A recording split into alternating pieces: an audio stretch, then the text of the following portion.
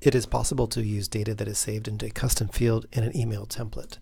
So for example, here we've created a custom field called door code, and we've typed in the code.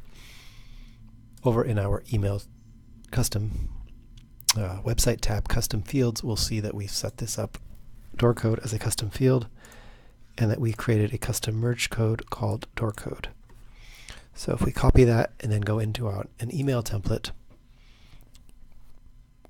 and such as if we wanted to remind it to the reminder email, add it to the reminder email,